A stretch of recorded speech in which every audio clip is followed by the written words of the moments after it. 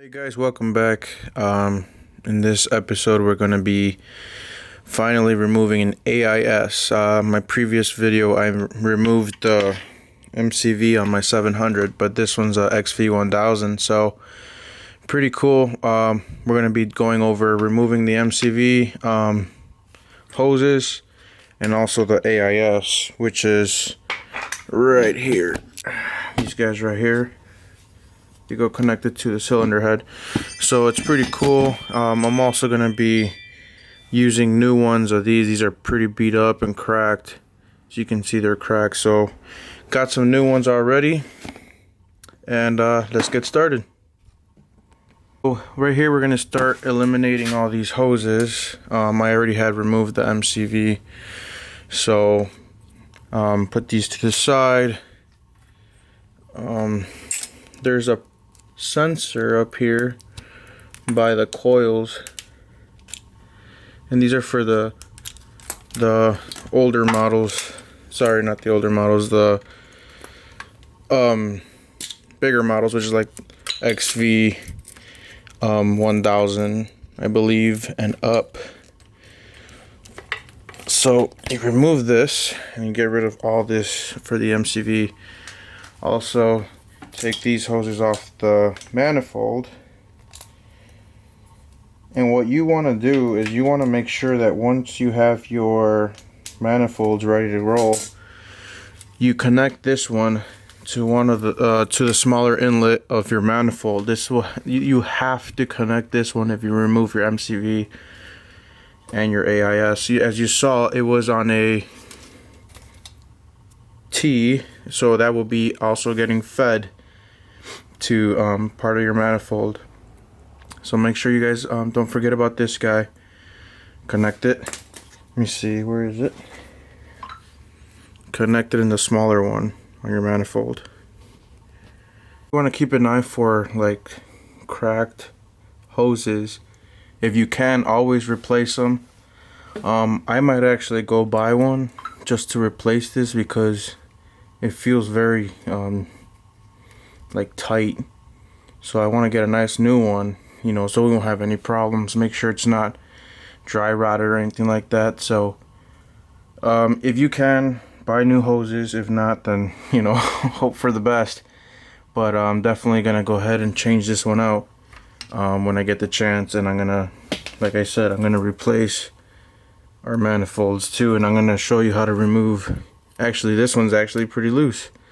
So remove this, and then you could throw this one away. And if it's tight, you want to use some WD-40 and a flathead, and you could actually like pry them out on the corner and just like that. So it's not that hard, guys. If you have any questions, comment. To put the new bracket on, make sure that the open side is with the open side. You literally just push it in.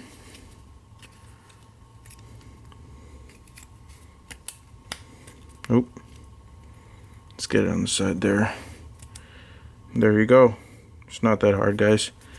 Push the new ones in. Make sure this one comes with new O-rings. So we're gonna go ahead and install our O-rings on our new manifolds. There you go. Also, another thing I like to do is pretty much keep all our clamps and our T's, also our cap. I like to keep all that just to, you know, have spares and all that good stuff. To replace that hose, which is the sensor I'm talking about right here, is you want to take out the coil covers so you can guide the hose through. And there's one screw here and one screw back there. I believe that's what hold the cover, and go ahead and replace it. So like I said, you take out those two screws, you should have a loose cover, but be careful because we do have wires in the back of this cover because of the sensor. So just be very careful. Remove the clamp and remove the little hose, and you should be good to go. Here's the sensor hose.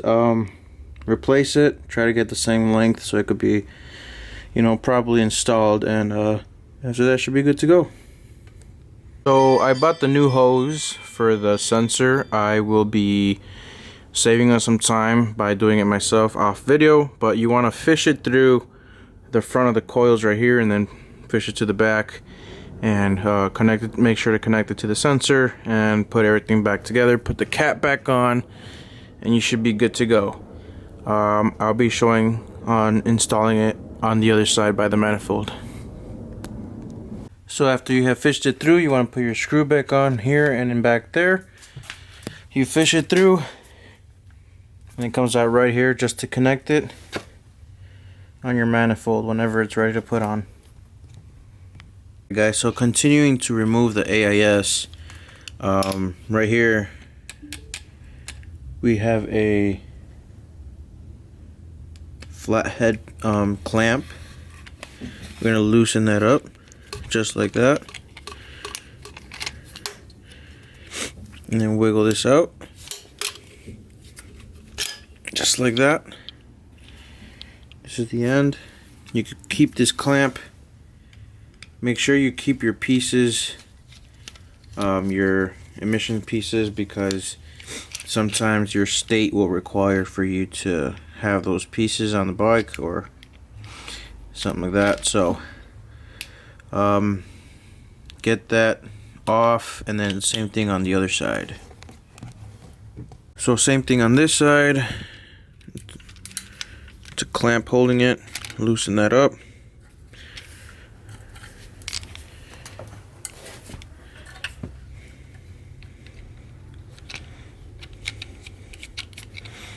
And then wiggle this off.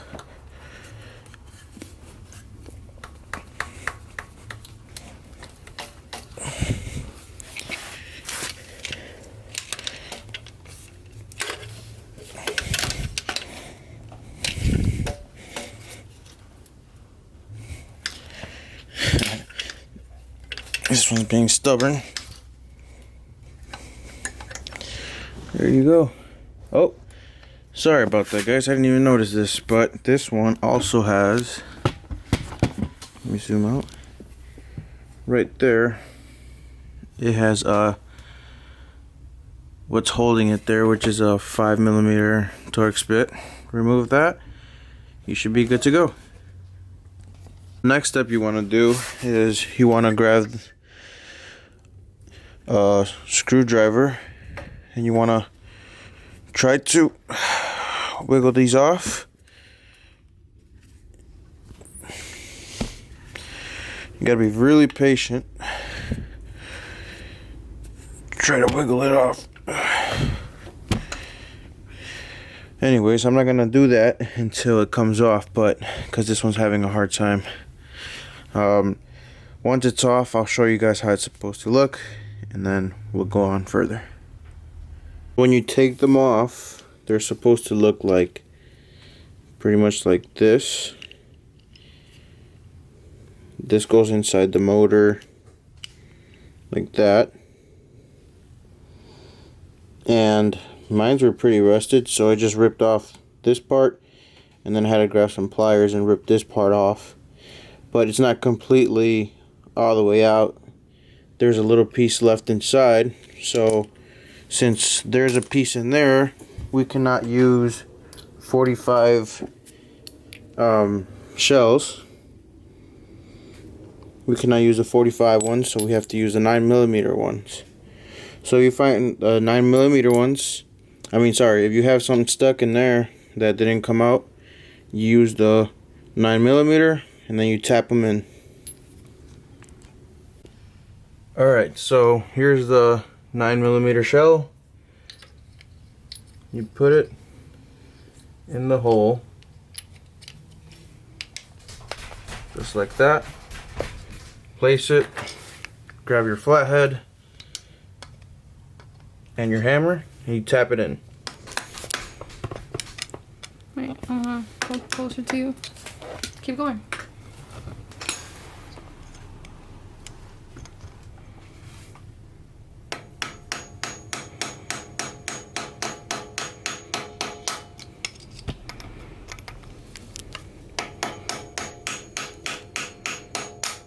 Oops. There you go. So. Alright, so next you're going to get your other side of the motor and place it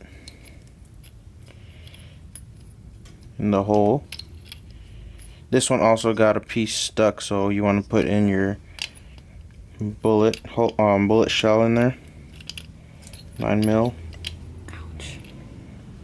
You have to restart. What? I hurt my finger.